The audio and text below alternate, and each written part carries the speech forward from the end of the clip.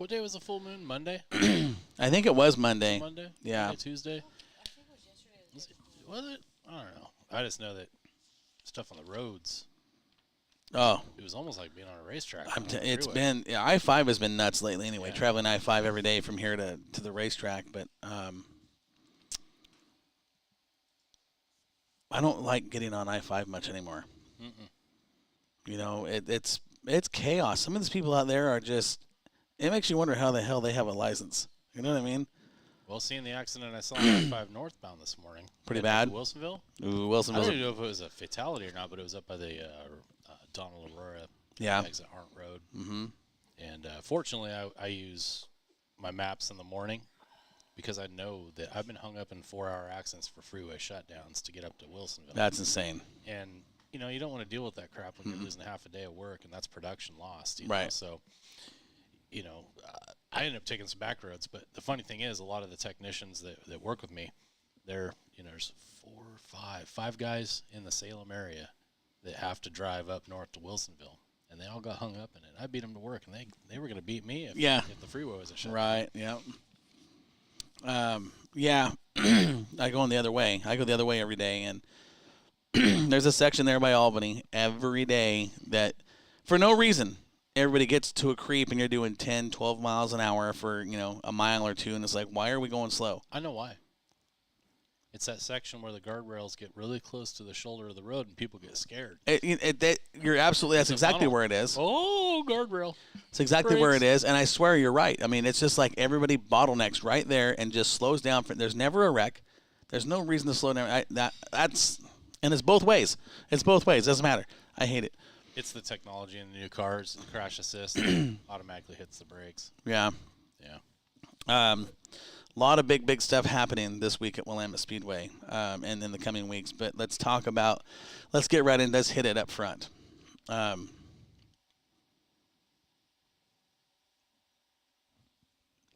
do, before we get in the show, before we start talking about Willamette, we've all had the conversations here off the air and stuff. I do want to, like everybody in the dirt track world this week, send our prayers and condolences to Scott Bloomquist's family and friends back there.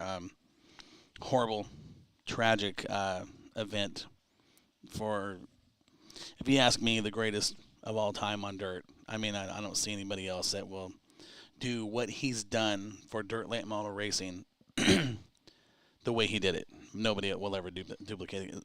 Nobody will ever duplicate Earnhardt. Nobody will ever duplicate Bloomquist.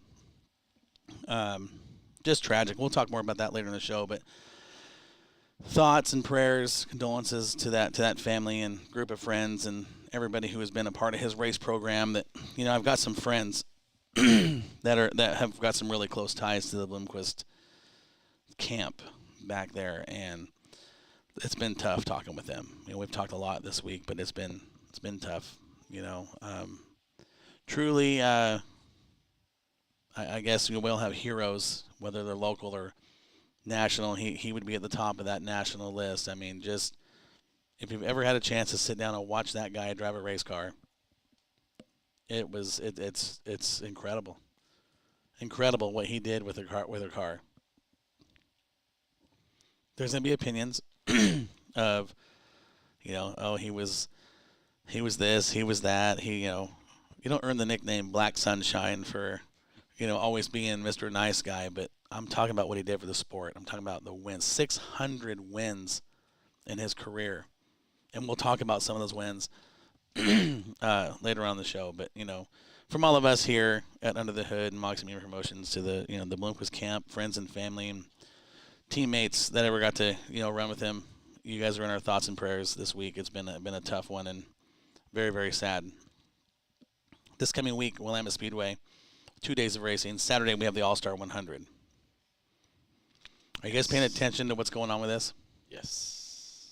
It's a big one. This is $2,000 to win for the street stocks, and we're going to put the Iron Giant race on it. So we took 2 big events, combined them into one huge event, and then we've got the Iron Giant race on the All-Star 100 for 100 laps, $2,000 to win. Already, a bunch of lap money has been raised. That's going to go to the purse. So we're looking at a good payout. I'm expecting 40-plus cars. I really think For the that street stocks. street Or stocks. I'm Iron talking, Giant well, series. yeah, Iron Giant, street stocks, whatever you want to call them. Yeah, um, got a great format that we've been talking about. Um, single car qualifying, 8-car heat races, 6-car invert in the heats, and then we're going to, much like the Coors Light series, we are going to roll the dice and find out how many rows we're going to invert for the feature. We'll do a 50 lap, break at lap 50 or as close to 50 as we can for fuel. Some of those guys can't quite make it 50 laps. So we're going to do everything we can to make sure everybody has a shot to get to the end and have a shot at the money. This is a race I'm excited about because I know we're going to draw a lot of cars. Mm-hmm. Street stocks always put on an incredible show. In 30, 35 laps, this is 100. Mm-hmm. Talked to some drivers this week. They're pretty excited about it. Is that a pretzel? Yeah. Keiko just burned her fingers on a pretzel. They look hot. I'm excited about this because, we've done this the last couple of years with the modifieds. The All-Star 100 for 1,000 to win, 100 laps, and we really weren't drawing the cars. So I made the decision to move it over to the street stocks. The excitement that we've got surrounding this race from that group, that class, I think we're going to have one heck of a show. I'm excited about that. Sunday's karts. We're going to do the karts. But Saturday night is going to be good. Did everybody? I'm pretty sure everybody here at the table had a chance to hear the new commercial on KRKT.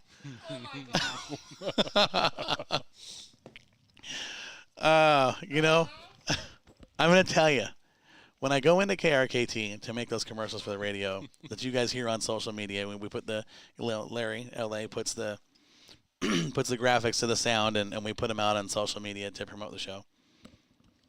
I can walk into KRKT, get in front of the mic, boom, lay it down, one take, turn around, I'm out. I'm not there more than 10, 12 minutes. You're back at the track doing work. And that was not the case this week. It took several takes to lay it down. And when I got the final product from Amy at KRKT, I sent it off to a particular driver that was mentioned in that ad. You got to see the reply on my phone. The text message says, "Oh my God, what have you done?" Well, we're talking about Ron Schenkel. Oh gosh, we'll have to play that. We'll have to play the commercial later on in the show if Larry can pull that up. But here's the thing. I decided to just throw it out the window and have some fun with this one, because that's who Schenkel is. Schenkel's a guy that likes to have fun, and when he pulls up in victory lane, and he tells me, you guys over here on this side of the track call me Ron, but those street stock guys out there call me Daddy. That was logged in the old memory bank, and we just we might have added a little bit to it, but we've got some calls about that. People have really responded well to that particular commercial. Who's next? Well, we'll find out. But I had to do. I just wanted to have some fun with this one, and sounds like old sweet daddy Ron Schenkel will be in the house tonight or Saturday night racing. I'm looking forward to this show. I'm just really looking forward to this. This is street stocks, like I said. They always just put on an amazing show. Mm-hmm. So we'll get back to that, and we're gonna have like we mentioned in the commercial, got some really, really big names coming. If you're a race fan and you're thinking about going somewhere else Saturday night, you are thinking in the wrong direction, because this is going to be an incredible show. For other reasons that I know, that a lot of people don't. Some things we've seen this week that some people haven't, and I'm telling you, you want to be at Willamette Speedway Saturday night. It's gonna be good. It's gonna be good. So, what? When you heard the commercial, what was your first response? Oh my God. Oh my God. Oh my God, what have you done? I've got it on text. I died laughing when I got that text from Ron. And then other people heard it, and Ron's probably got a lot of phone calls this week. I know I did, but it's been fun. It's been a good response. Ron, I actually spoke with him about it. He actually took it in stride and had some fun with it. Why wouldn't he? I mean, that's the kind of guy he is. Exactly. So I just thought, hey, let's have some fun with this one, and it'll be good. But yeah, I'll tell you, it's all fun and games till it's go time on the racetrack. Then it's business time. And all that fun and games will be put on pause until that checkered flag flies. But I'm expecting a very good race, a very clean race. With the format we're using, I think you're going to see some, as it should be with B mains, you start seeing the cream rise to the top, and that's not a knock on anybody. And you might see some guys that don't make it to the show, and a couple of guys that are on the rise sneak in. That's kind of how this format's going to work, and we're going to lock in the top 12. And based upon how many cars we're going to have, there might be one, might be two Bs. I'm actually looking. I'm hoping enough cars show up. We can run two B main events with less cars, shorter laps to make it more of a dash to really get your way in, and we'll lock, 4 out of 4 out of 8. Are you looking at 20 laps right now? For the Bs? No, shorter. Really? Yeah, we're looking at 12 to 15 laps. Probably 15. It puts some urgency on it. You got a race. You're trying to get in the show. It does, but the format for that, with the type of invert and everything else, I mean, I can see it. It'll be a good show. Yeah, it'll be a good show. Be a very good show. It's a lot like what we use in the Coors Light Silver Bullet Series. Right. and those are always good races. You don't know where you're going to end up. You could be the fastest guy in the field on the pole, and when they roll that dice and we draw that chip and it's a 6, you're now starting 12th because we're inverting 6 rows, not 6 cars. See what I'm saying? So, and I hope with being a 6 being the highest that we can possibly draw, I hope that happens. I'm a big fan of the invert. Why am I a big fan of the invert? We talked about it on the show last week. Yep. Look what happened Saturday night. Yep. That invert created one of the best races with the street stocks that we've seen in a long, long time. And a guy that started on the pole, finished 3rd, got a career best finish. Like we were talking about, a career best finish, he's got a chance to run up front. Yeah. Okay? The guy that won started 10th, and look at the guy that finished 2nd. Look where he came from. He came from the back row. We're talking 19th or 20th. He came all the way to the front, got hung up a little bit, and worked his tail off to get there. But That was a great race. Oh, it was. God, it was a great It absolutely was. That was a good show. Nobody That was a clean racing. Nobody left disappointed with that one. Yeah. Nobody left disappointed with that one. And that was actually a condensed race. It was shorter than normal. The producer, LA, he's over here looking at the numbers of people watching already, and it's just like, it's crazy. Over 70 a few minutes. 5,700 right now, and it's usually higher than that by the time the show's over, but he's looking at the back door. He's looking at the stats in the back door that people can't see on the Facebook screen, but there's a lot going on back there, and he does a great job managing that. But, yeah, we've got guys coming from all over for this All-Star 100. I think it's going to be the biggest All-Star 100 we've had in a long time. I'm expecting a good, clean race. You know, typically it sounds like, you know, for most events, the Iron Giant Series, you know, what I've read and people I've talked to this year, they've been good races. You know, most of the time guys are respectful and we're not tearing stuff up. And, you know, there's always, I mean, anything can happen. Anything can happen. But, you know, these guys are smart enough to know you can't win it on the first lap. Settle in, race it out. 100 laps to work with is a long, long time. It is.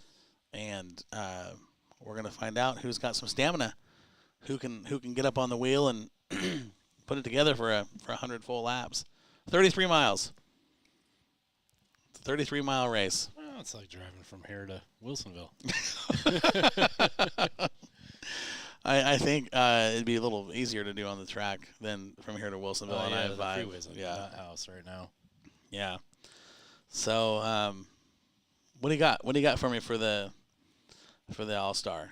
Any expectations? What are you expecting as a tech guy? You know, with my day job and the fact that I don't go to bed until I get home, I haven't given it much thought. But, you know, I was just thinking about it. I was like, I'm really curious to see who the longest haul is. Yeah. I want to see, you know what? Who are the longest distance drivers I'd be willing to kick it 100? Well, I know there's been some guys from Washington running on the Iron Giant, and you know, Let's see if we can get some guys from BC. I doubt it. I don't think they. That'd be cool though. It would. That'd be cool. I'd love to see. I mean, the street stocks are just taking off in popularity. You know, with the rules package that Willamette runs, it's a little different for this race. It is what it is. I wouldn't have personally chose that rule package, but I'm not running the Iron Giant. But all in all, it still worked out pretty good. I mean, it's been some good racing from what I've seen and what I've read, some of the videos I've saw. I'm expecting a good race from these guys. It's just so much talent in that division. And not just from Willamette. I'm talking about all the tracks, you know, all the guys coming together from different tracks. There are talent in the street stocks at all tracks in this region. I mean, we've got heavy hitters coming from everywhere. So it's going to be excuse me, I'm a little rough today. It's been a long couple days. I didn't get much sleep the last couple of nights. I'm feeling it. I'm a little tore up. You can probably hear it in my voice. I'm in the same camp. Yeah. Yep. So the All-Star 100 is the big news this week at Willamette. Have you guys heard? I know you guys probably have. You've been watching some of the updates we're posting on Little Willie and on social media with the I-5 Kart Challenge coming up September 8th. Have you heard about this? Sorry, I haven't been on social media much. It was a 2-day show. Okay. Okay, day one up in Rainier has been canceled. Personnel issues up there at the track, you know, difference of opinions, whatever it might be. I've had a full conversation about it. It is what it is. It's been shortened to a one-day show. Okay, but listen to this. This show at Willamette, September 8th, for the karts. We're going to have 4 classes: Open 500s, 250s, box stock, and beginner box. Listen to this. The purse for this race is already at $13,000. That's the purse for this show for karts.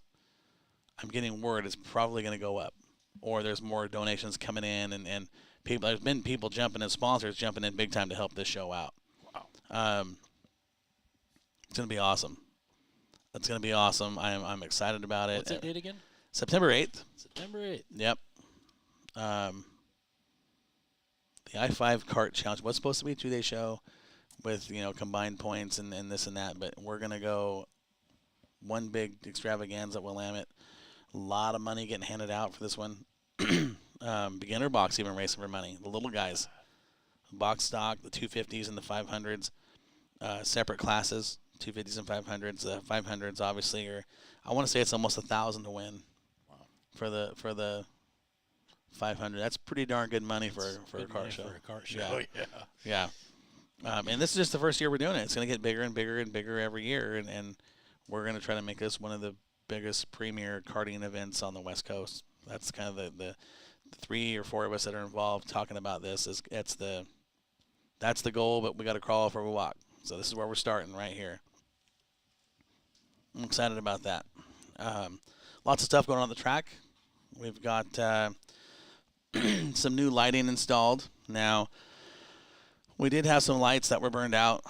M2 Electric came out. Mark Mulholland, Kai Frick, Sean Anderson, all those guys got together, put some new lights in. A lot of them came on. Some of them didn't. Some of the ballasts are bad. We're going to have to replace those ballasts. That's going to be an expensive job. We've got something else in the make. We're trying to get everything switched over to LED as soon as we can, hopefully before the start of next season. There's a lot going on with that. I know Sandy's working in the background hard on that with some other help that's been very, very gracious to give us their time. Expertise, yes. There's a lot going on to get this lighting converted over to LED. Once we do that, it'll be better for everybody. The lighting will be brighter. It'll be way more energy efficient, better for the racetrack, save a bunch of money. Can't go wrong with that. So that is something that it is better. It is not perfect, but it is better than it was.